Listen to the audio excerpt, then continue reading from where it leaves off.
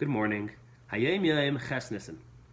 Earlier in this book of Hayom Yom, in the entry of Aleph Adar Aleph, the Rebbe introduced the concept that every person has an avodah pratis b'meichen umidas. And what that means is that as people, we all do the exact same things. We all have the exact same shared physical experiences. And because of that, the Torah demands of all of us to keep one standard shared uniform law, the Torah and the mitzvahs. But it's only in the external human experience that we're all the same, we're all alike. Internally, in our hearts and in our minds, no two people are alike. No two people experience life in the exact same way. One shared human activity can be experienced from 7 billion different perspectives. And it's our unique emotional experiences, it's the unique way that we perceive things in our heads that set us apart as human beings. Now, the Torah doesn't only demand that we keep the physical Torah mitzvahs, it also wants us to be masters of ourselves emotionally and mentally. It wants us to steer our hearts and minds. It wants us to be in control of our emotional and mental health. So that way, we can use and channel our unique personalities. We can use our unique internal emotional experiences and feelings. We can use our unique brains and way of seeing things as tools to better appreciate Hashem, to better connect with Hashem, to better serve Hashem. Now, since no two minds and hearts are alike, also the ideal, healthy, emotional and mental state we're all trying to work towards doesn't look the same for everyone. It doesn't look the same for anyone. Everyone has their own unique mission in this world. Everyone has their own unique personality that only they can work with and develop. And this is the concept of avodah pratis, which the Rebbe already introduced in Aleph Adar Aleph. In today's Hayom Yom, the Rebbe starts off by quickly reintroducing the concept. Everyone has a avodah pratis b'meichen umidas, and then he goes on to answer the million-dollar question. Because in today's day and age, everyone's interested in self-growth. Everyone wants to be a healthy human being. The problem is that most of us are going in circles. Most of us are met with limited success. And the reason is because we're basically shooting in the dark. And the Rebbe asks, how can you really make progress in avodah pratis? And the Rebbe says the answer lies in a pasuk from Tehillim.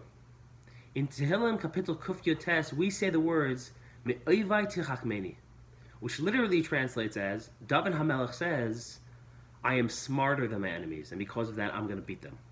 But the Rebbe translates it a little less literally to mean, I become smarter from my enemies. I learn from my enemies. From studying my enemies, I become smarter, and I learn. And what that means to us, says the Rebbe, the way to really grow as a person, the way to make real internal progress, the way to succeed in avodah pratis is me'oivai tichachmeni, is through self-knowledge, is through studying your own internal enemies, is through becoming aware of the underlying negative tendencies and flaws and weaknesses that you have, is from becoming aware of your own internal demons that are lying right beneath the surface. And it's only through this self-knowledge and self-awareness that you can really grow as a human being, that you can really change. That you can identify how to grow, what needs to be done, and come up with an effective game plan, how to work on oneself and how to make real, lasting change. Now, obviously, it's not enough just to have the self-knowledge. You actually have to put in the work and work on yourself, but only with this self-knowledge are you able to come up with an effective plan how to actually implement change in your life. And the Rebbe says if you do this, if you have this self-knowledge and come up with a real game plan how to work on yourself, two things will happen. One is that you will fix and eliminate your struggles and your issues, for the most part. The inner demons and the things you've been struggling with for years and years without success, without progress, suddenly you'll be able to get them under control. You'll be able to eliminate them and fix them. And two, for the first time, you'll find yourself with tons of self-control and self-discipline. You'll become very stable. You'll become very in control of your life. You will be in control of your emotional and mental health. And basically, when someone does this, when someone is basically living life to the fullest, obviously that's a very healthy place to be in, and from there you can serve Hashem very effectively. So that is today's Hayom Yom.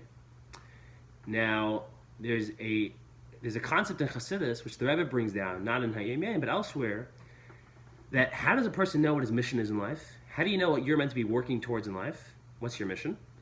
So it says a very interesting point. Whatever area in life you struggle with the most, whatever area in life you can't seem to fix or make any progress with, and you just want to give up on that, that actually is what you should be working on, because that is a sign. That is a sign that is your mission in life. That's what you're meant to be working on. And because it's so important that you work at that, your Yetzer Hara, your enemy, the forces of evil, are doing everything they can to stop you from working at that. So that's what you should be working on. All right. Everyone have a wonderful day.